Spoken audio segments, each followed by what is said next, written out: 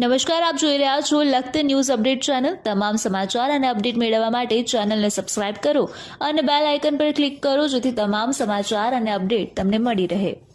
લખતર તાલુકાના છેવાડાના ગામ એવા વિટલાપરા ગામના મોક્ષધામમાં જવાના રસ્તે ડાઘુઓને મોક્ષ મળી જાય તેવી પરિસ્થિતિ। લખતર વાલ્મીકી સમાજ દેવીપૂજક સમાજના મોક્ષધામમાં જવાના રસ્તા સહિત ગ્રામ્ય વિસ્તારના અનેક મોક્ષધામમાં જવાના રસ્તાની હાલત ચોમાસામાં બદતર થઈ જાય છે।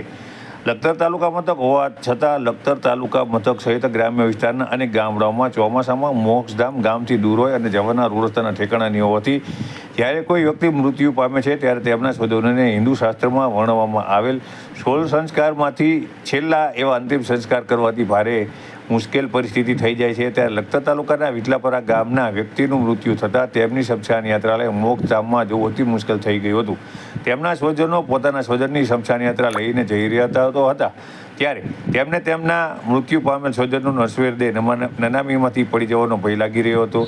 સાથે તેમની શમશાન યાત્રામાં આવેલ સ્વજનોમાંથી કોઈ સ્વજન પડી જશે, કોઈ સ્વજનનું મૃત્યુ થઈ જશે કે કોઈ સ્વજનના હાથ પગ કે થાપાના ગોરા ભાંગી જશે તેવા ડરને તે મનમાં રાખી અને હિંમત રાખી મોક્ષધામ પહોંચ્યા હતા તેમ જણાવી અત્યંત દુઃખ સાથે વિડીયો ઉતારી વાયરલ કરવામાં આવ્યા હતા। ત્યારે વિડીયોમાં સ્પષ્ટ દેખાઈ રહ્યું છે કે આવી રીતે નીકળતી શમશાન યાત્રામાં મોતનો મલાજો જાળવવો કેટલું મુશ્કેલ થઈ રહ્યું છે તે પણ સ્પષ્ટ દેખાઈ રહ્યું છે। ત્યારે લોકમુખે ચર્ચાતી વિગત મુજબ આયોજનના કામ સમયે એકત્ર થયેલા નેતાઓ પોતે કામ માટે થઈ અને મારામારી સુધી પહોંચી જતા હોય છે ત્યારે તેઓને મોક્ષધામની અંદર સુવિધા મળે તે માટે થઈ કોઈ રસ ન હોય તેવું લાગી રહ્યું છે। ત્યારે વિટલાપરા ગામના મોક્ષધામની ઉપરના છાપરા પણ નથી ત્યારે જો કોઈ પણ પોતાના સ્વજનને તેમના દ્વારા અગ્નિ સંસ્કાર કરવામાં આવ્યા હોય અને અચાનક જ વરસાદ તૂટી પડે તો તેઓની હાલત કફોડી થઈ જાય તેવી પરિસ્થિતિ પણ વિડીયોની અંદર સ્પષ્ટ જોઈ શકાય તેમ છે।